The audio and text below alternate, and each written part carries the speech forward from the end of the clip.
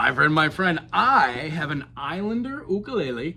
I got this one a little over 6 months ago, and I'm doing my secondary review. The first review was an unboxing where I talked about the tuning pegs, how the strings were laid out, if the action was great on this individual. Now I just want to do a recap after I've put over 2,000 hours on it.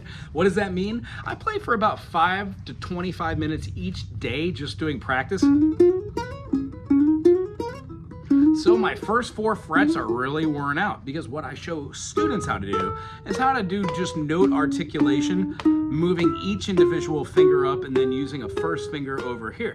So my instrument gets a lot of wear and tear where my thumb is resting on the beginning of my fretboard, my fret basin, on the back of the neck and near the heel, and then it has a lot of work done over these first frets. So the thing I'm gonna do is look at my frets to see if they've been divoted or pressed down over the period of time. If my strings are dull or flat or need a little bit brightness, a replacement so they're a little bit more bright, and then how the overall the item does as far as staying in tune. So here we go.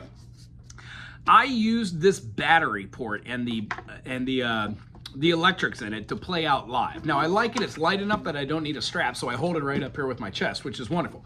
This one is the, well, there's a couple different ones. This is the Tenor. The actual model number is called the At-4FE. So this one is the electric. It doesn't have a cutaway, and it has an extension all the way up here to the 12th fret, and then I can get 2 more frets. So when I slide my hand up here and put a pinky down, I generally play around the 14th fret, which is gonna give me a B. Coolness. So what I like to do is have this instrument playing a bunch of different types of chords using a lot of open note phrasings. I do play it a little bit like a lead instrument because when I'm playing with people, I generally play the chords and then I get told to take a solo. So long story short is I do a lot of my beginning phrasings with my opening C major. I kind of view everything on the ukulele in C. So when I play something like even though I'm playing, what is that? E, F sharp, G sharp, A, B, C sharp, D sharp, E. I'm still playing the idea of a C major scale. Then I altered those to get minor. Yeah. So a lot of the time what I find is the frets wear down on the phrases or the scales that I practice a lot or do. When I look at this, the only indentation that I'm seeing is a little bit of fret marking, dirty dullness, meaning the fret is not marked as if it's broken or pushed down into. It doesn't have a little lip where I could feel the string dinking on it. It just is a little dull because it hasn't been cleaned in 6 months. So the idea is when I do take off these strings to make them a little brighter, because that A string's not as bright as I like. You can definitely hear down here the G string gets played less than the A string, I would say, in my opinion. So as far as like playing this one out, I love the way that it sounds live. It has its own little EQ here. So I can use the EQ to make it louder or softer. When I'm playing on a PA in a small room that's usually like 12s or 15s, might or might not have a sub in there, I try and keep my bass all the way up to the top because this has a very, very weak low end. But when playing, that is a super sufficient. This little amplifier pushes such a low end that when I keep it all the way up, it fills the whole bottom end. That's if I'm not playing with a bass player. If I'm playing with a bass player, I turn it down until I feel the click, because right in between the 1 and 10 mark, you could feel it click on the 5. It does that for each one of your bass, treble, and then you've got your the middle, which is a great way to get the interesting tones in between. Let's see here, what would it be? It'd probably be between your E string and the high A, in between here and here. This is your lower range. About right here, it turns into a mid-range. And this begins our higher range. So these don't become weak. I also like the idea that the volume here is huge. It's not just one little slider like you get. You could actually feel where you are in here. It is very easy to play and then move your volume by playing up here and then moving your thumb up and down as a roll motion to get a different volume. You could heck even do swells when doing it, which I also love doing as well. I gotta say, the only thing I don't like about it is the push button on here, which turns on and off the tuner. As you can see, my tuner is dead and my battery is dead, is because I leave my tuner on. This does not have a shut-off function where it stops your battery if you leave it on for more than 5 seconds. I guess they do that so you can see it while you're playing, but unless you're ready to go through batteries, I would suggest don't have a battery in there while doing it into tune by ear. Other than that, I really wish this Fishman pickup had the ability to turn off. Unless it does, and there's a mode that I just don't know about. If you do know about that, put it in the comment section below. I'm not a big fan of these because you can't easily get them out unless you've got these huge fingernails like I do. And this is a double stacker, if I remember correctly, and it doesn't pull all the way out. So when you have these, you're gonna have 2 batteries stacked, and the shelf doesn't come all the way out, or the port, which is fine. You're not going to lose it.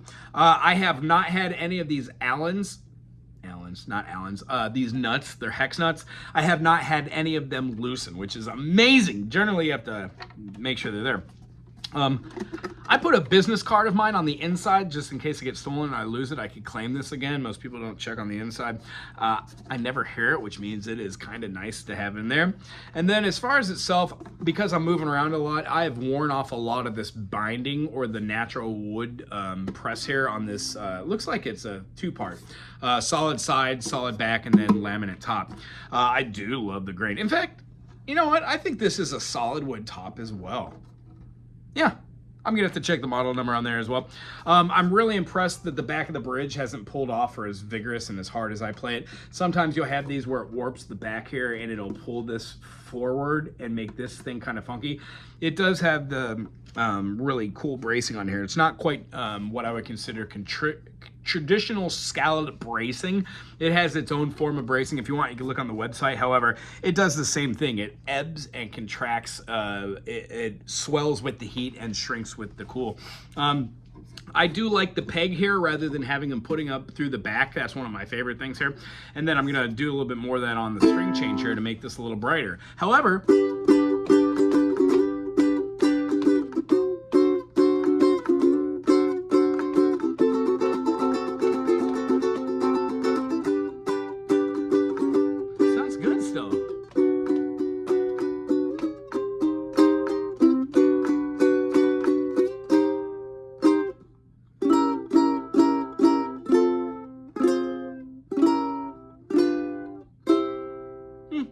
I think it sounds pretty fine. I would like to change these strings so they're a little brighter.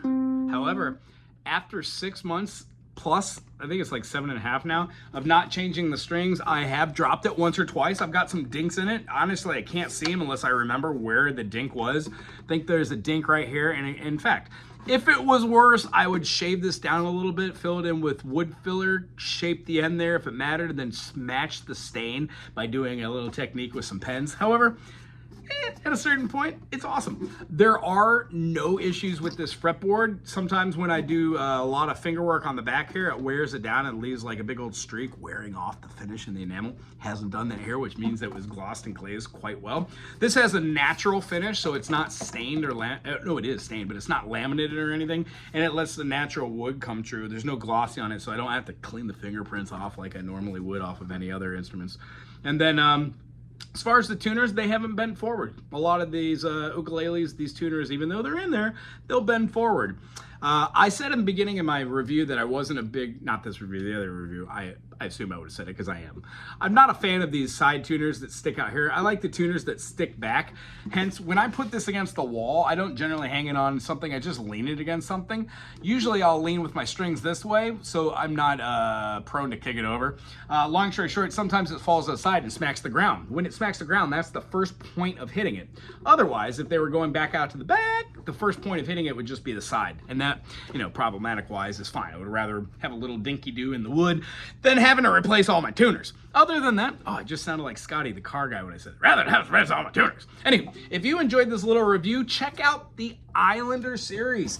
I gotta say that this Islander brand is a big seller here in Hawaii. A lot of my students use this one. It is a intermediately and a very moderately priced instrument, and I think it will serve any occasion. Remember, whenever you're buying an ukulele, unless you're going to be playing it out live, there's no need to have that electric, and you could put one in later if you want. Fishman sells one that goes under the saddle. Sounds perfect. Big old review. If I was going to do a star system here, blank out of blank, I would probably do it out of 10, and I would give this unit a 7 out of 10. In my experience, I've played probably, I don't know, 35,000 hours on ukuleles. I've owned several, and I've played on many fine ones, and I've played on many garbage ukuleles. The in-between ukuleles are my favorite. You're not too worried if you damage it because it's not a $20,000 instrument or a $5,000 instrument. This is in the ballpark of anywhere from $285 to $500. I really super appreciate Big Island Guitars here in Hilo, Hawaii, 1221 Kilauea Avenue in Hilo, 96720, I believe. If you're in town and you're looking for an ukulele lesson, stop by and ask for Wago at the store. Otherwise, there are many fine instructors here that could teach you a little bit about this 4-string ukulele. I hope you have a great day. Aloha.